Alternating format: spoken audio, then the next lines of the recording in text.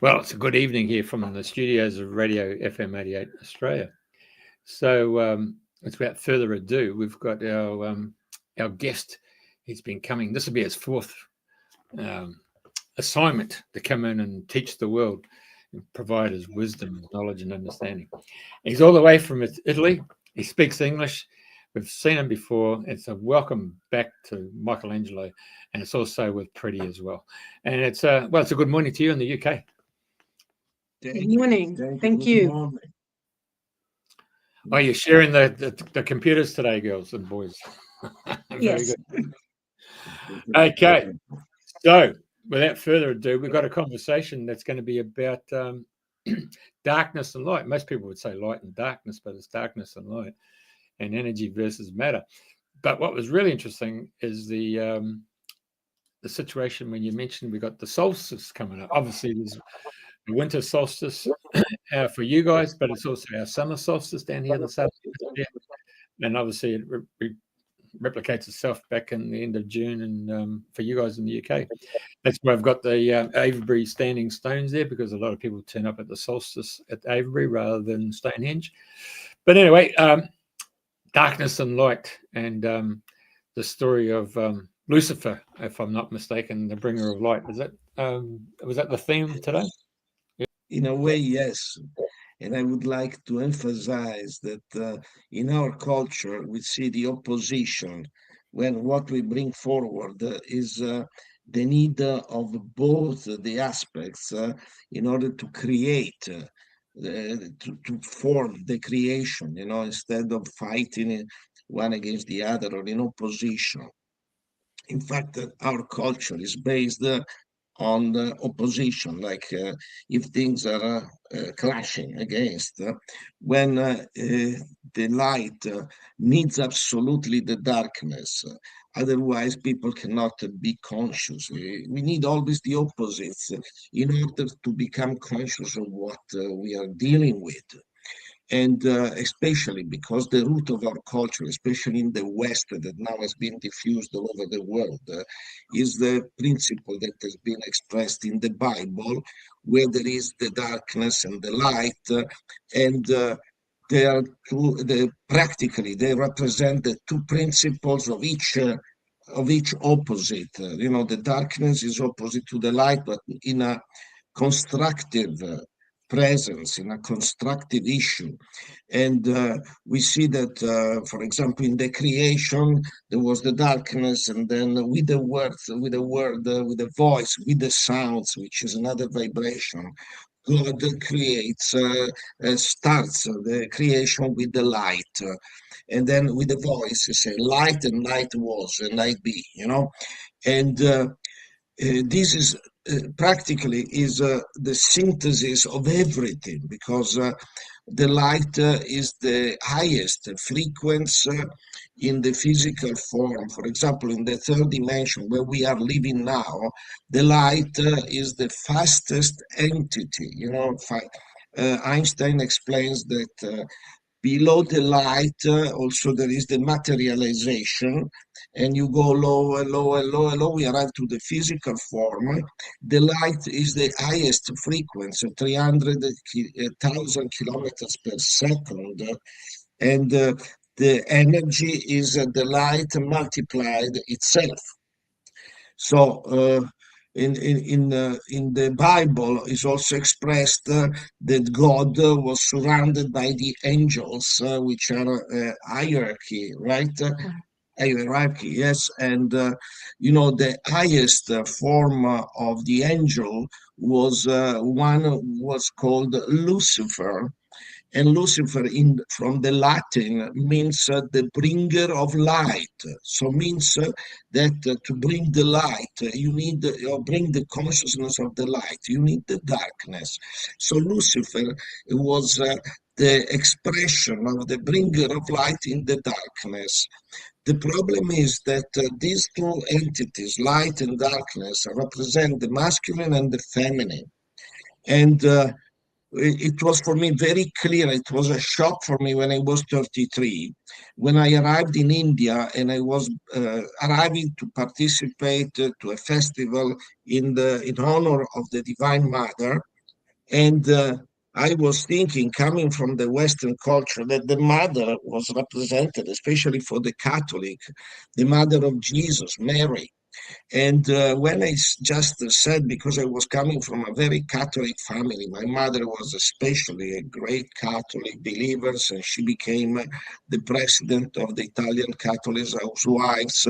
She had even to deal with the Pope. She was giving special retreats to the nuns. She was explaining this. So I was sucked and soaked in my family in this super Catholic atmosphere where you could not, let's say, detach from this culture which was surrounding us in every aspect of our life. And then I was not so happy. I was feeling that something strange was about this.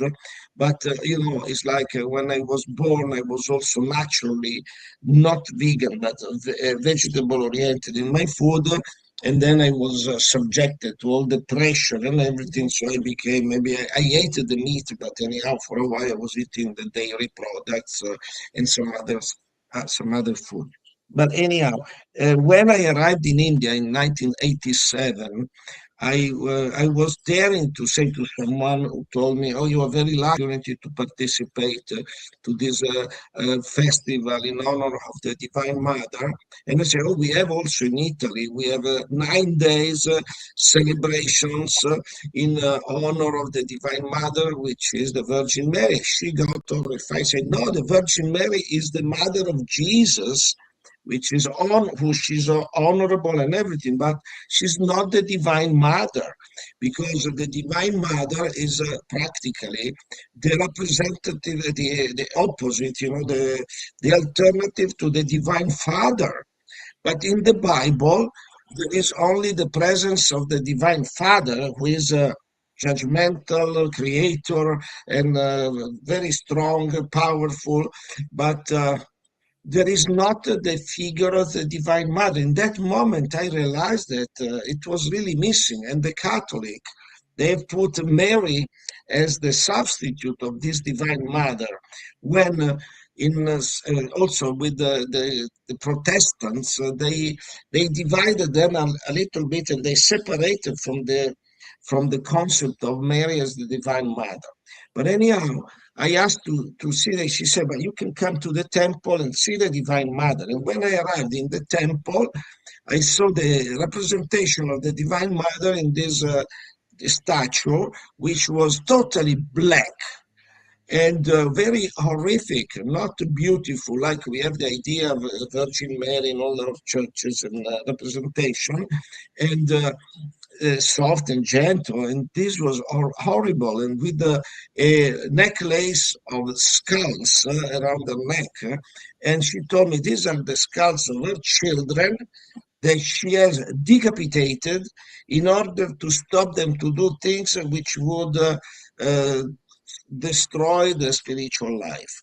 My God. And so you can start to see an image of the Divine Mother, which is totally different from the goody, the good image of how the feminine should be. We have always the idea that now we had also in the last 150 years the feminist movement, which has created a lot of confusion in the idea of the feminine, because it's a sort of competition with the male in order to show that they can do exactly what the male can do, when they don't realize what is the power of the feminine, which is totally different from the power of the masculine, So going forward, I realized that the Divine Mother representation in India was black. And also I remember that we have many black Madonnas in the Western culture, like in Czestochowa, or also when we were running the fasting in Valdosta, there was in the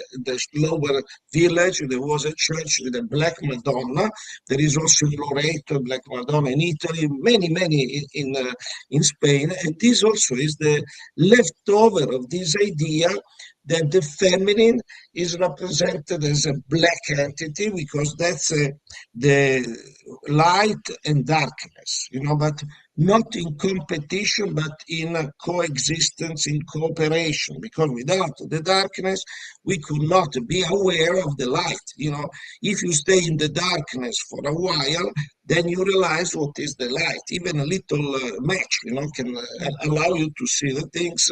Otherwise, you stay in the darkness and you have to develop other sensations. You know, I remember one of my teachers was a French acupuncturist. He was born in Indochina. He was incredible. He was born blind, and then they did an operation to him, and he could see. But then he grew up, and then he had a car accident, and with this car accident, he became blind, not resolvable. And I remember I was telling him, but what is your experience? Why you are not desperate? Because you have seen the light. He said, oh, yes, I know what is the light. I don't need it because with my body, I can perceive what the light even does not, let's say, does not give me what I feel with the body. It was incredible because he could just with being blind, he was touching, even not touching, just staying a little bit far of your body, and he was feeling all the acupuncture points. He was putting the needles without, like we were using the detectors with the infrared. You know, he was just feeling in your body, and he was putting maybe 2 or 3 needles in one session. Like now, the modern acupuncturist, they do maybe 5, 10, 15 needles, and this shows that they are not in tune with the body energy, and that's why I said if I have to learn this, it would need maybe 30 years, 40 years, and I'm not at the level of this man. So I prefer to develop another technique which is more physical in a way, but accelerates and triggers the energy in the body to react. Anyhow, let's go back to we see that the Divine Mother in the Bible is not present, and then they say in the Bible was written that Lucifer, which is the bringer of light, so far is the king of the darkness, was almost equal like God. And in the Bible, he challenges God, and God, with his almighty power, defeats him and throws him in another dimension, or maybe what we call the hell or the separation, you know. And this is exactly the origin of the archetype of challenge, competition, and not cooperation. And this was exactly creating in us the deception, which we are still in the matrix now. And now probably slowly this will open because we will be very soon in contact with other expression and explanations, which if we are ready, we can digest and understand better, because this is the hope that we have. And for me, it's not a hope, it's a certainty. Anyhow, in this moment, imagine if we created the unconscious. In the unconscious, the darkness is the enemy of the light, let's say Godfather, what appears, and they are fighting. And imagine in our unconscious, because they represent the archetype of the father and the mother and father are fighting, which is always happening in the modern time. When the mother and father, they start to fight, they create a lot of stress and a lot of fear in their children. So because we are the children of God, we are expression of God. Remember that in the Bible is also written that God made us in his resemblance, image and resemblance, you know. So we are divine expressions. But we, being divine expression, we are also very intelligent, we are also very intuitive. And in fact, our knowledge, the rational knowledge is nothing related to what it is, our inner real universal knowledge, you know. So we are all scared already because father and mother are fighting, and this happens in the supreme levels, you know, in the unconscious level, where Godfather is fighting with Lucifer, which is practically the Divine Mother. And this also creates in the unconscious this fight in which the father overruns the mother. The mother becomes an inferior entity. When, if you go in the West, especially also if you study the Chinese acupuncture, yin and yang, the feminine and the masculine, They are even. If they are imbalanced, you don't have health. You don't have the well-being, the state. Of course, it's a constant movement, because where there is no movement, there is death.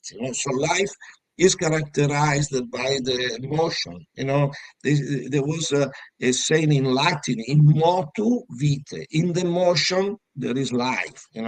So when there is the stillness represents no life.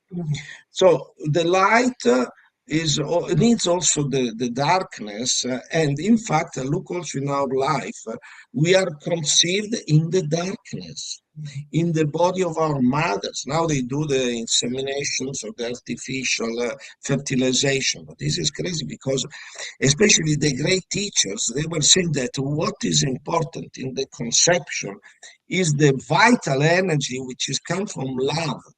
Everything in the universe is characterized by love. And especially also when we say make love, conceive a baby, that's very important. If there is no love, there is much less energy. That's what's happening now in the artificial conception. There is much less vital energy. There is less of this entity, with this frequency, which should characterize all the lives. And then darkness and life and light, they become again the interactive in the needed entities to have the creation in the in its best outcome. In the wholeness, yes. And then we can go on and we start to see that from this, we can see all the history of humanity, because Lucifer in the Bible is the creating debate, because the divine children, Adam and Eve, they're obedient because God tells them not to eat the forbidden fruit of the knowledge of good and evil. This means the fruit of the awareness, because if you don't know the good and evil, which means the light and the darkness, you are not aware. The animals don't have this awareness. They live in accordance with the natural laws, and they don't put themselves the questions that we are putting ourselves. And with the light and darkness, we have that's the origin, the archetypes of all what comes from there, and we develop ourselves. And Lucifer is provoking the children, and if you read clearly the Bible, is subtle psychology. Is the mother knows better the children than the father, because she has carried them. She has, having them in the pregnancy is connected, and especially when we study the pregnancy, we know that the girls, the girls pick up from the mother the way to reproduce, but not only reproduce, is to become female. And I remember now, if you allow me to tell you another story of my life, when I was very young, I was maybe 8 or 9 years old, and we were living in a little house, very beautiful. We were 5 children, and in the house there was the underneath garage, and then we were living two floors. And my father in the garden was having the vegetable garden behind and the flower garden, so you have a beautiful appearance and trees. And also he was raising the chicken. And the chicken were in a corner. He made a beautiful shed for them. But in February, he was taking the hen who was hatching and was putting the hen inside the house in the basement besides the garage, which for us children was a sort of playground. But we had the order that during that period we cannot make too much noise to shout or scream and play, because if the hen would be scared, she would not hatch the eggs for the chicken. And I remember that once we were taken by the game and we were shouting. My father keep quiet, don't disturb there is the hen is hatching, And then in my simplicity, said, Father, but why we have to live this life for 1 month because the hen is hatching when with a little bit of money we had our tip every week. Father was giving a little tip to everyone. So with my tip I can go and buy a few chicks in the consortium, agricultural consortium, where they have these chicks, and you buy maybe for 100 liras. At that time, it was you could buy maybe 10 chicks, and so I can go and buy 10, and then we can play free, and we don't have to do. And my father, which was normally very hard with me and very severe, was like a military. My sister, she reminds me that in our family, we were run like in a military camp because we were 5 children at the time. We became 7 then. But he said, you think you know everything, but you know that the chicks which come out of the artificial hatchery, the female will not hatch anymore. Wow, I was shocked. And I say, so he said, imagine what's happening when this hen is hatching the eggs. The female chicks will learn without speaking, without going to school. They will learn to be female. So then when they will be grown up, they will hatch themselves the new chicken. Now, in the hatchery, the eggs get the warmth, get the best, and but they don't get the female energy. So they don't get the information which enables them to hatch themselves when they were adults. And in another big seminar, well, in another school which I attended, which was the prenatal school, the president of the Californian pediatrist and obstetrician, he went all over the world, and they did he had an interesting experience when the United Nations they offered to Haiti, this island, Haiti, a hospital, the most modern hospital, because Haiti at the time, and probably, I don't know now, was one of the poorest countries in the world. So they decided to give the most beautiful hospital on the expenses of the United Nations. And many teams of doctors, they contributed to this. And then in this hospital, they had also the maternity ward. And they say in Haiti, there was a lot of children born, and then every day there were maybe from 10 to 20 deliveries. And the children were stay perfect, the technicality. And but all the children, the majority of the children were becoming infected. They suffered infections. So they thought it was a need of more hygiene. So they called the best teams from all over the world to resolve this problem. So there were Germans, English, French, all the best Americans. They were trying to resolve cleaning everything. But anyhow, the children were always with the sickness, with the infections. Then this doctor had also beautiful humor. He said, then we were already giving up to resolve this problem. We had to sacrifice. These children were always with antibiotics, with infections and everything. And then the nature came to put a little solution. Okay. And there was the earthquake in Haiti, and the earthquake obliged the hospital, because a lot of wounded people, to make more space for the wounded, So they put the children, we were in their little beds, they put the children in the bed with the mothers. And with this simple choices, practically all the children got healed. And then they understood that the connection of the physical connection of the body of the mother with the child makes the immunity system so strong. It's moving for me, because when I understand this, it's incredible, and you can understand the power of the feminine just being in connection with the baby, which we don't understand because everything is structured as we have in our mind, thinking to the comfort, thinking to the practicalities and everything. And this doctor also was saying that the maternity has been studied in function of the practicality of the doctors and the operators of the health. When I already probably told in my first lecture here, the first interview, that when I was still in that period in India, I was crossing the Himalayan jungle, and my shock was when the porter stopped me when we were crossing a rice field, and I thought it was maybe a snake or maybe a jaguar or something. Instead, there was a lady alone in a corner of the rice field, and she was delivering by herself.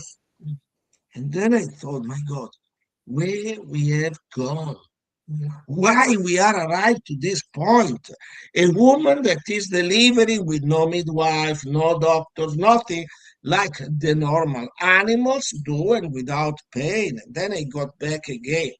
Lucifer, the Bible, and then when children, Adam and Eve, they eat the fruit of the knowledge of good and evil, and immediately, because they start to be, this means they start the process of becoming aware, and God understands that they have eaten the fruit because they are now hiding because they are naked.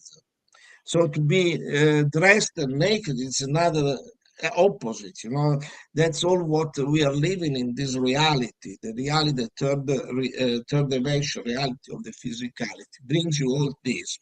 And then I realized that the women can deliver with all, not all this terror. You need a midwife, you need doctors, you need hospitals. Women, if they are relaxed, they do like the animals, they deliver without any troubles. And on top of this, in the Bible is written that God gives Eve the punishment, then do deliver in pain and torments. So that's the only animal that delivers in pain and torments, because all the other female animals, they deliver in pain and torments. And I realized, even if I'm not agreeing with Freud in the total, but Freud mentioned that the orgasm is the same level of energy and pain that you can perceive, but only when your mind is not programmed in the fear.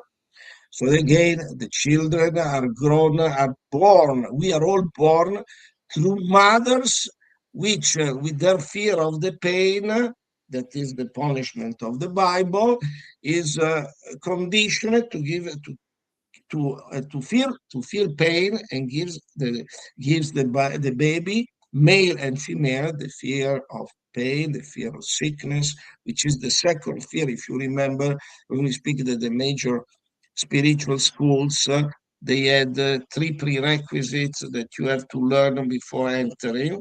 And one is to overcome the fear of the cold water. The second one is the fear of overcome the fear of the pain and the sickness. And the third is the fear of death. So if you are overcoming these three fears, you are considered ready to start a spiritual process, a growing process. Not that you are arrived to the prerequisites, and exactly the fear of the cold water is happening when you are born, because we have been in the amniotic liquid for all the pregnancy period. When we come out, the exposure to the air, even if it's warm, there is a good comfortable temperature when you are born, but the exposure of the wet body to the cold air, to the air, even warm, gives you a sensation of cold. And if the delivery has been traumatized or traumatic, then you will remember this in your unconscious, not in the conscious. So whenever you have to deal with the cold water, this memory comes up. And that's why we do a lot of work in this direction. So we encourage also, because with the cold water, you can energize the body. We say when you take the shower in the morning or the bath, finish always with the cold shower, because the cold shower, many people are scared of, especially in some countries where this fear, the baby, the fear in the delivery is the delivery has been quite traumatized for the child, traumatizing for the child.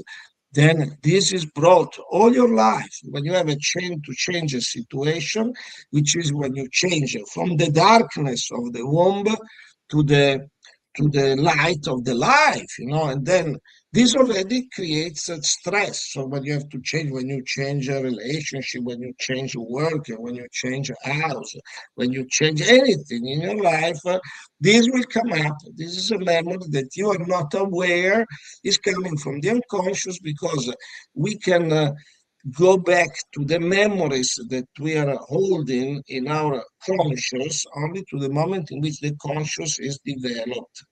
And the developing period of the conscious is when you start to talk.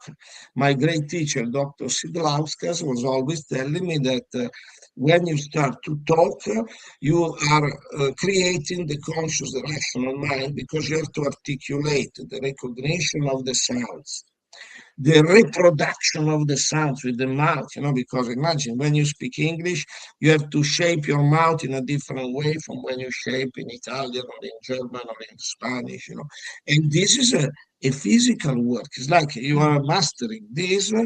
When you shape, there was also the study about the frequencies. These are the frequencies of the sound, and then there are the frequencies of the light. This is also very interesting, to put together all these things.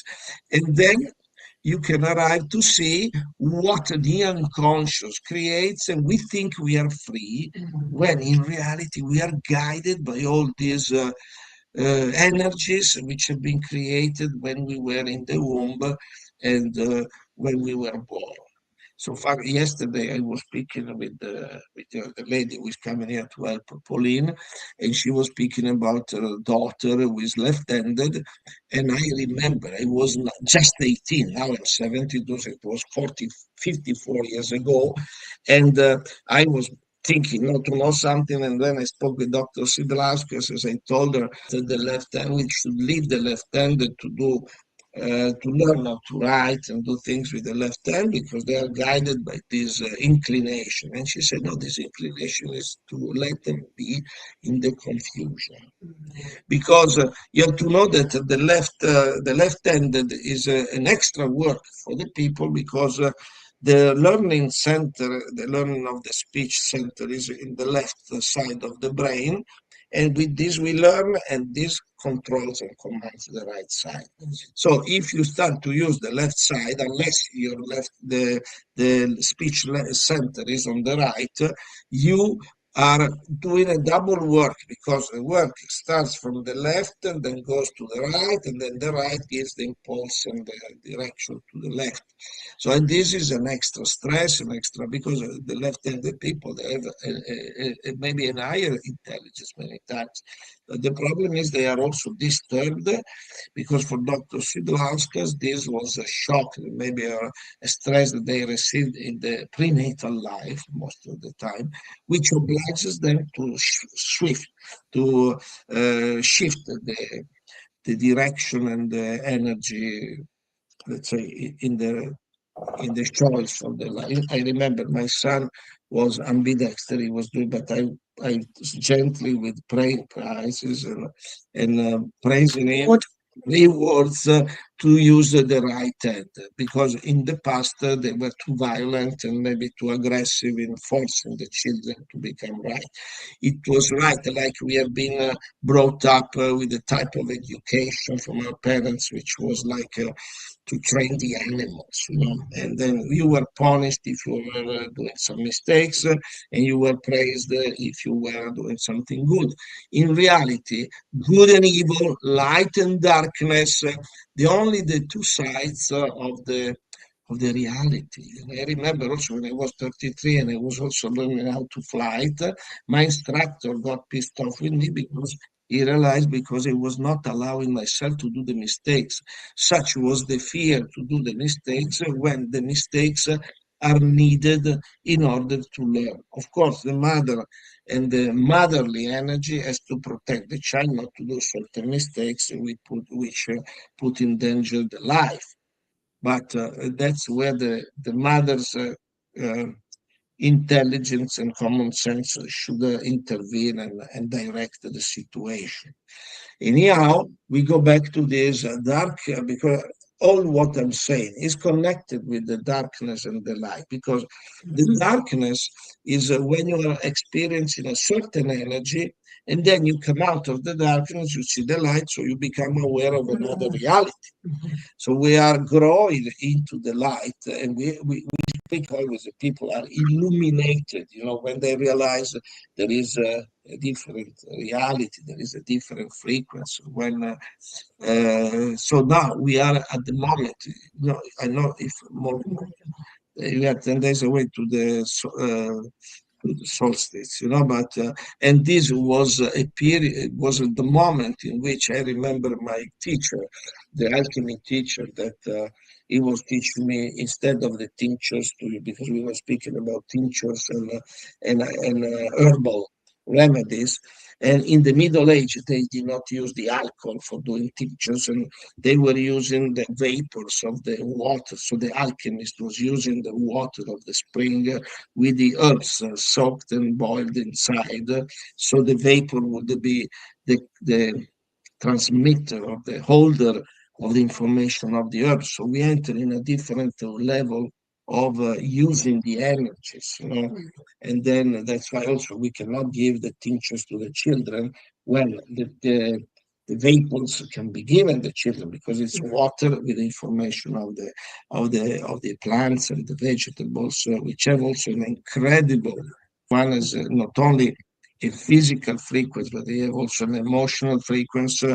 We are, in this period, we are using this tansy, that is the herb, which puts you in connection with the dimension where there is no death, and also that is scary for the people that are attached to the physical form.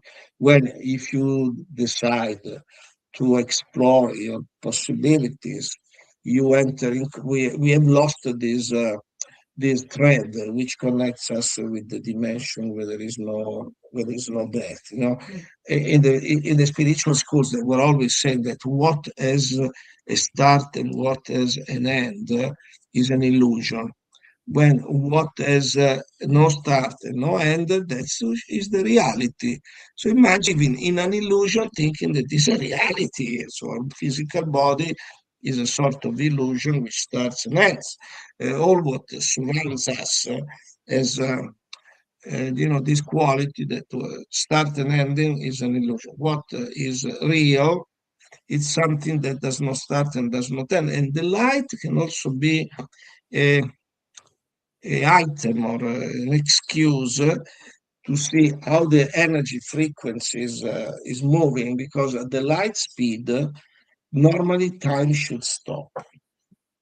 Because Einstein says that the light speed, 300,000 kilometers per second, the time stops. And the scientists, they found this already with the astronauts that are only flying in the rockets at 27,000 kilometers per hour, which is like a slow speed.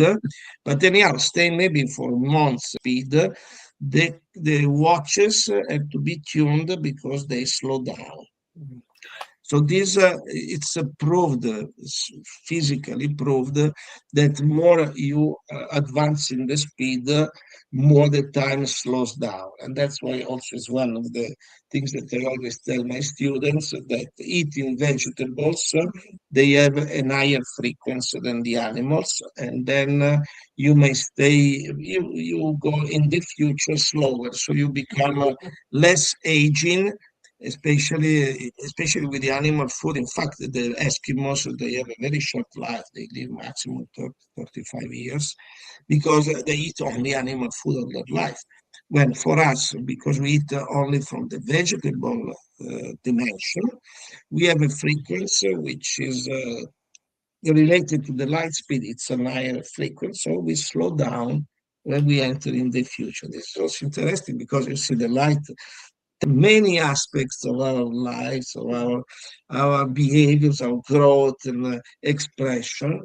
And also speaking about light, I was listening to Alex Collier explanation the other day about the crystals they have made with the spirals, and so the light enters in this with these crystals and becomes a realigner of the energies that in our body are out of alignment. And then they have created these med beds that also Trump mentioned. They say, well, is a quark, when in reality they will be available very soon, maybe, I don't know, in a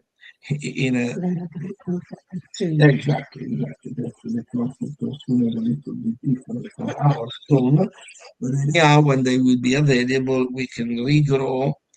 But that's the energy I was always speaking. When you have at disposition this kind of energy, your body works through energy, so can reproduce, connecting with the auric field, the alignment of the cells, the DNA, and everything.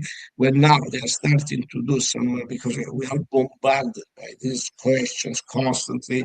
If the teeth can regrow, and I say yes, they can regrow. Only they need a very superior energy when in Japan and in Korea, but they are using staminal cells, and we don't know if they are human or they are also animals. They found that it can regrow, but they also found that they were using staminal cells of the rat. Yeah. But anyhow, let's go back to the light and the darkness. You know, they are part of the same dimension. Only they're needed in order that we achieve the consciousness, you know. And there is in this should not be the judgment. And then you know how the judgment starts in the energy of the human being. It starts in the stomach. And exactly when we started to decay, losing our consciousness of what we are, we start to use the food which the stomach is not done for it and is not proper. So we lose also the spleen. Remember when we spoke about the cleaning the spleen? Heaven on earth. Heaven on earth. We lose the consciousness of what we are. We have lost it in a way. And then we are searching for who we are when we are something different from what our mind is searching. In fact, on the Temple of Delphi in Turkey, besides Greece, this was the temple of Apollo 2,500, 2,000 years ago. And on the frontispiece was written Gnotis Selton, which means know yourself, you know, in Latin, Gnosete Ipsum. In order to know yourself, that's the most difficult because we have the idea of what we are from what we have received from the, you know, superficial culture, from the materialistic culture, and we forget the different things. Energy. So that's the energy and matter aspect. Exactly. So, you know, we can speak constantly about this and see the effects of the wrong point of view, which has led us to make incredible discoveries. Imagine 200 years ago, or a little bit less, we discovered the amino acids, and then the science was proud that they discovered 24 essential amino acids. And because of this, they saw that our body is made from the 24 amino acids. The vegetables are made only from 14, maximum 15 amino acids. So because of this, they told us that we need to eat the animal proteins because in the vegetable world they are not existing. Well, just a simple observation. We are eating, you know, we as a human beings, not me, but the people, the humans are eating animals which normally don't eat other animals. They eat only grass. Imagine the cow, the horse, the sheep, and the goat. They are eating only grass, and they make this body, and they have also these vitamins. You know, they say, the vitamin B12, which is needed for the iron, for the blood, and this vitamin B12 is mostly located in the liver. This is you study nutrition science, but the liver is the organ which does the transformation of the vitamin C into vitamin B12. But we have seen that if the liver is too busy because of physical intoxication or emotional intoxication from the frustration, from the anger, from the stress, has lost the energy to do this transformation of the vitamin C into vitamin B12, and then you have the iron deficiency, the blood scarcity of the iron and everything. So this is light which should arrive also in this department, because we are so subdued, as we are so affected by this dark energy of the ignorance. In fact, when you go in India, one of the beautiful mantras, one of the singing that you also do in the art is the light which dissipates the darkness of the ignorance, because the ignorance of yourself, ignorance of the reality, ignorance of what we are, this is blocking us to proceed. And but remember that now the earth is under the ascension frequency. There are portals in the universe which are sending energy. They're open because we will probably soon meet other beings that are supervising us in order we don't do too much disaster. And this energy will be very strong. And the human frequency already in the earth is already grown up. So this means that we are affected by this. And if we are not aware, if we are not able to recognize that this is a cleaning process, it's not something bad. It's like the sickness. The sickness is how the body is trying to deal with the mistakes which we have done. Mistakes which can be on the physical level, on the emotional level, on the mental level, on the spiritual level. And all these mistakes, they are not to be punished. So we feel like we have the sickness as a punishment because of our mistakes. No, these are the protection of the Divine Mother's energy, because nature, I would call nature like the Divine Mother in physical expression, protecting her children. You see the mother always protected with her children.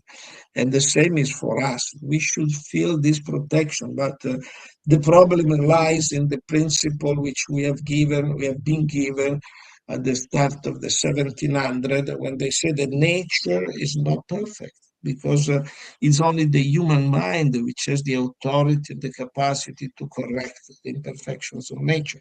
And what are the imperfections? Remember, is the sickness, the pain, the sufferings, and death, which are not the imperfection. If you say nature is perfect, all the expressions of nature are perfect expression of protectivity, of protection, But this becomes difficult because we have the imprint of the mother's fear of the pain. And so when we have the pain, immediately we trigger the program of response which we receive. Exactly. Survival, and then adrenaline and everything. So I don't know if you maybe have some question up to this point. So the darkness Yes. is then a much wider definition of darkness, because you include unconscious, incapable, ignorance. There's a whole many other words. Like for the light. For the light, there is the opposite. The light is what appears, what shows the rationality, everything. Mm-hmm. And in the darkness, you have the darkness, so there is you don't have the senses, the vision, for example, is not working, is absence of the vision. So you cannot see things, but like I remember these acupuncturists, these French acupuncturists say, I don't need to see.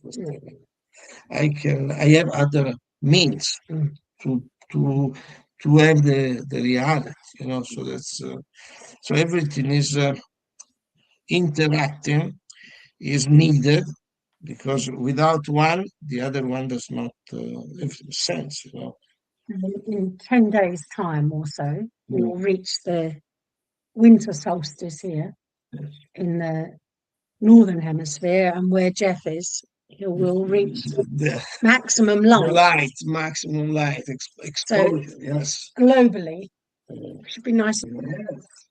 And I would like to remind you also that the Christmas, it was in the ancient times, Christmas has been stolen as a festivity because in the ancient time the populace was worshipping the sun god Mitra. It was the festivity in honor of Mitra, and it was exactly the 25th of December in the northern hemisphere because the people were observing after the solstice that you will have in 10 days in Australia. You will see that slowly the sun exposure will start to diminish at the winter solstice, in which it's at the minimum. So there is the maximum darkness exposure and the minimum light exposure.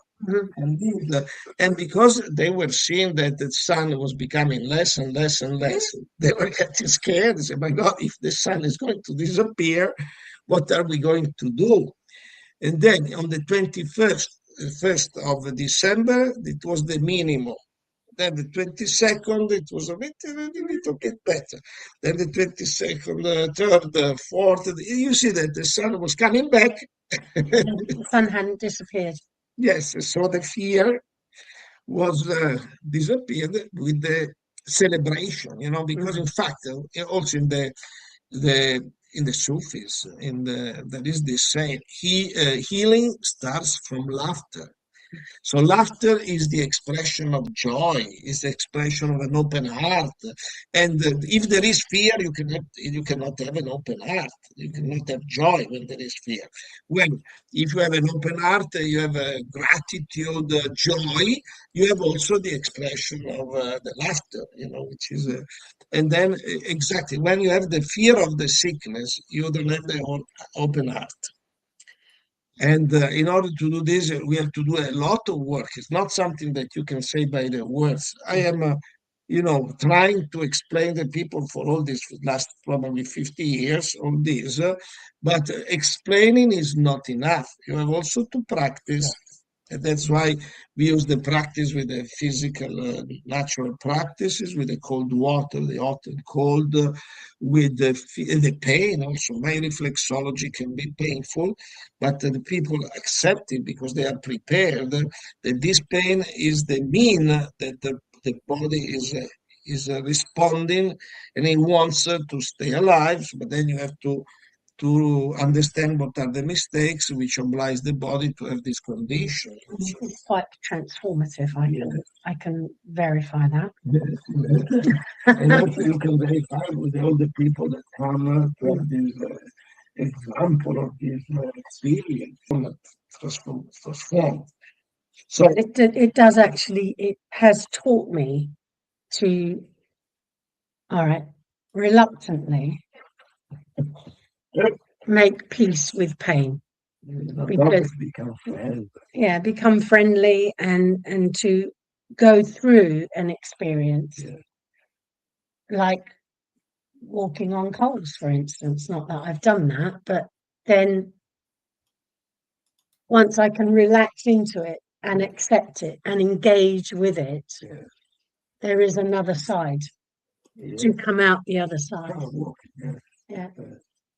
That's the same like in the delivery. Yes. Okay. Yes. If you relax and you trust. I have this, some of my students, lady students now, maybe 50, 60, they had the delivery with the orgasm. And they were reporting me that when in their mind, some fear was starting to creep out, they were feeling pain.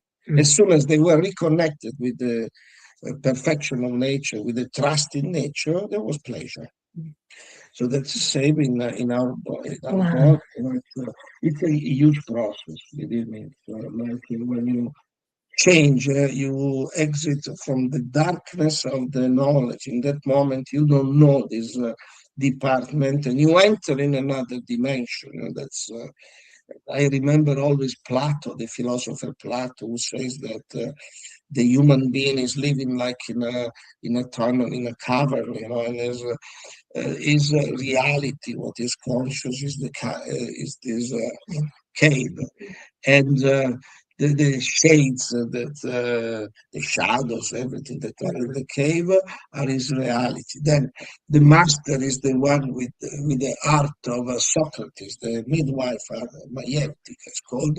It brings the students gently to see and observe the outside of the cave, where is the source of all these shades of shadows and maybe noises and everything that is. And then the student then can choose. Yes. Not obliged to accept what the master or the teacher is showing them. Because we are human beings and we are different from the animals because we can choose. The animals cannot choose. They are obliged to follow the mother laws, the natural laws, so they cannot do mistakes because in the mother's laws you are protected. We have been taken out from this. We have the free will, the possibility to choose. In this way, we have to. In the choice, you can also do the mistakes, but the value of the mistakes is to become aware of the mistake. So there is the right and wrong, light and darkness, pain and pleasure, sickness and health. In fact, I always say, who can appreciate the health? Only who has been sick. If you've never been sick, the health is not something that you can appreciate. Take it for granted. And I remember my son was always very healthy. When he started to have some physical reaction, he was really scared, because he didn't know what was happening. Very strange. Yes, it's beautiful.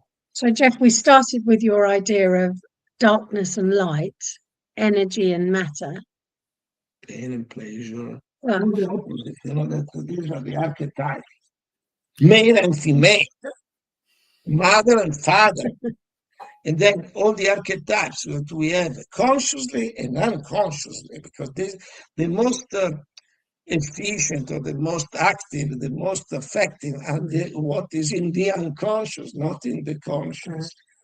okay.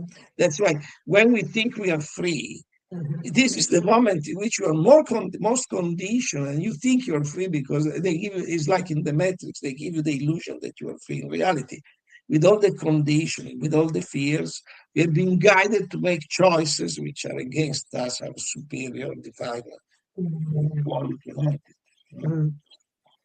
So the unconscious is the driving force that none of us are aware of. Yes. Wow. Right. So currently in the UK, he obviously resides in the Italy. So you mentioned at the start there that you're looking to do workshops where you meet face to face with people, rather than what we're doing on this StreamYard streaming service, where it's all online. So the actual humanity of actually touching people, seeing people, reading the energy, that's really the whole ethos of what Michelangelo is speaking about, is the physical, emotional, the mental, spiritual, and that ethos. So what's your plan? Where can people from the UK reach out to you, and whereabouts will you be going in the next couple of weeks? On the next couple of weeks, I will be away from England because I'm going to have a little bit of a holiday away from the cold. They like it in the Canada. Also, I have to see some clients, some friends. But we will be back in February, where we will start. But remember also, I love the streaming and everything. And then this is needed also to do the physical experience, because I cannot pass you the reflexology through the videos, and I cannot pass the sensation of the cold water and all the other physical sensations that are necessary for the experience of what you're going to learn. This is a fantastic mean to give the information, but informations without practice, they're really missing a part. And then here the moment, especially here in England, in Italy, everywhere, people have been filled with a lot of information, but they think they know because they have the mind stuff. And They Googled it. yes. When the problem is, after you get the information, you have to verify and to practice. And sometimes they have the information, but for example, the healing crisis, I had also the experience with some women. They wanted to do the natural birth, the natural delivery, and they were thinking they knew everything. And then at the moment of the delivery, the pain was so much because the fear of the mothers, the grandmothers, their generation, past generation was too strong, so they could not handle it. And the husband takes them to the hospital. As soon as they pass the threshold of the hospital, the baby is born, which is the indicator that the fear was so strong, and in the moment they felt secure. And why do they feel secure? Why people feel secure with the traditional medical terms and issues? Because when we were, that's also very subtle.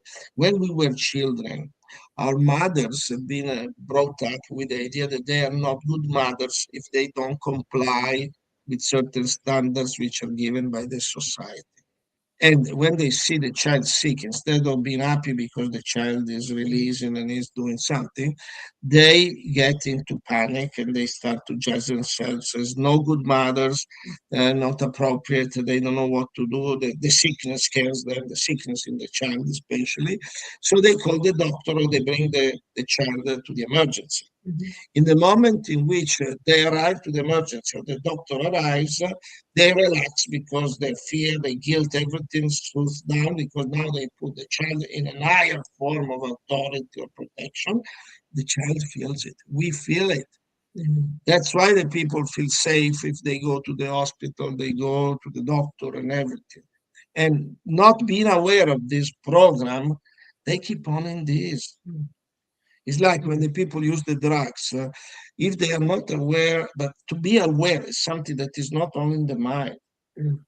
To be aware of what is this program, because they feel, I was working with the drug addicted people, and when they were, even those who are not technical, mentally aware that the drug is not good, when they stop using the drug, at a certain point, you experience the abstinence crisis, in which you feel like dying.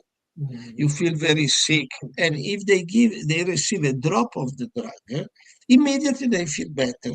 So they get convinced that the drug is helping them. No, the drug helps them to be stuck and prisoner in the perverse cycle of the drug.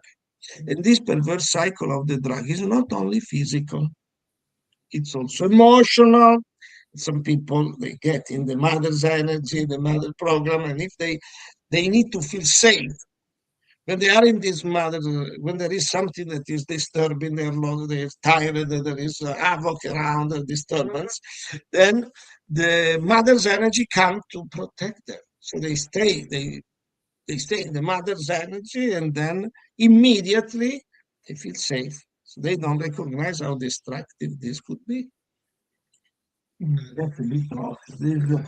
That's why we can talk a lot, and thank God, thank Jeff and your radio that allows us to give this concept. But this concept are not only theory. The tragedy is that they become very practical, and if you don't have the teacher or the instructor and the discipline and somebody to guide you to pat on your shoulder, say, hey, be careful, what are you doing? You're following that. The best. I mean, okay. And So yes. It's true, Jeff asked that, we start with the physical world because this is where we are. Well, Yes. And when it comes to the yes foods and no foods, okay, if you like, I was driven by fear to adopt this way of eating because I didn't feel I had a choice. You were trapped in the dungeon, in a cage. Yeah. And so for me, I've learned over 24 years in following the yes foods and no foods that only eating yes foods. How much freedom? Yeah, and it's opened a whole new world of cuisine and culinary and different tastes. And then I've also learned that when the healing crisis comes, the level of discipline that's needed to just stick with just yes foods. No food at all sometimes. Yes, sometimes in my case, I've refused food. I haven't been able to eat anything. Yeah. And for months sometimes, Yes. not being able to eat anything because of the judgments and everything that were going on, the emotional releases that were taking place. So fundamentally, we are here in a physical body, but that's where we can start feeding ourselves and learning self-discipline, so that when the releases on the emotional level or the mental level come, that there is a foundation by which you can begin to keep on trusting in nature and trusting that your body knows what's best, and not to listen to the chit chat going on in the head. And please.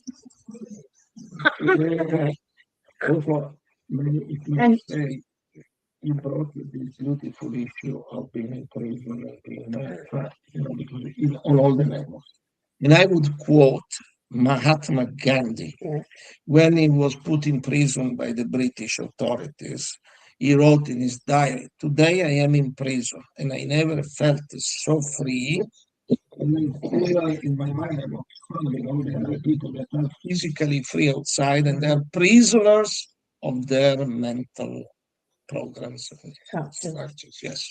So and then this experience of feeling trapped in the food is also repeating that when you felt trapped in the womb, you were not coming out because the mother, being in pain, she was holding. And then releasing this, you come out. So it was for me, for example, I had a report from my mother that I was almost 2 days blocked in the womb. And because my mother was young, she never had been experienced and everything, so she was suffering like crazy. And she was also making me feel a little bit guilty because of that. But then, yeah, when she fainted, I was born. So this comes that I have a capacity to stand the pain and the effort and all what is in my life, and then at the end comes out and you let out. So, and that's the program I built in myself. So I'm already trying to decodify and just to re-experience it. And I am lucky because at my age I have already started to see this. Also, 3 years ago, with entering in the second set of 7 years, when I was 21, I was diagnosed I had to die. I was already experiencing that. I was feeling like dying, and Pauline, she can witness, I was feeling all this tired and it was nothing. It was a really processing this, and I recognized after, my God, what beautiful. In fact, looking back over the last few months, Yes. mine is the opposite, because my mother only had 3 contractions and then I came flying out. So nobody believed that this baby was coming. And so Michelangelo has the experience of being held in the womb, the opposite. And if I look back over the last few months, it came to a crescendo in this last week, both of us. So differently. Yours was going on and on and on and on. And mine was building slowly, but I didn't realize it was happening until that's it, I'm done. So all right, very good. Yeah. Well, we'll call it a night. And that's why we start with the physical. Yeah. All right. Well, it's I'm starting to flag it now. It's been a long day. So we might come back in very much, eh? Yeah. Yeah. Repeat the please. Pardon me? Can you say that again? Because it's only part that came through. Oh, okay. Well, we'll catch up with Michelangelo sometime in February, March, eh? Yeah. Yep. Okay. Whatever you like. Yeah. Enjoy your Christmas break in Canada. Yeah. Yeah. Yeah. All right. I sent you a little poem that I'd written about the natural life system, and it is: if you want to be in charge of your own health matters, step beyond mindless chit and chatter, walk a different pitter-patter, come to Michelangelo and have a natter, create from what seems in tatters, connect within you that which seriously matters. No more disease-ridden chatter, stop fat cats from getting fatter, with a principle that makes steadfast strides, not a pitiful pitter-patter. Arise in sovereign glory from ash-laden scatters, as old illusions crumble and shatter. But you may be accused of being as mad as a hatter. Exercise your own grey matter, embrace a refreshing discipline, and watch egos splatter. Yonder still, make astonishing pancake batter. It's for you to decide if you really matter. Okay. And I have to say, you've done a brilliant job, Jeff, really, with all the hashtags and everything else that you've gone blurry-eyed over in the last couple of weeks. And Sure. it's astonishing. It's astonishing what's coming online, really, isn't it? Oh, it's a school of the year, isn't it? Or school, a planetary school. Yeah. Yeah. All right. God bless, and Merry Thank you Christmas. very, very much. Thank you. Thank you. All the All right. best. All the best. Bye now.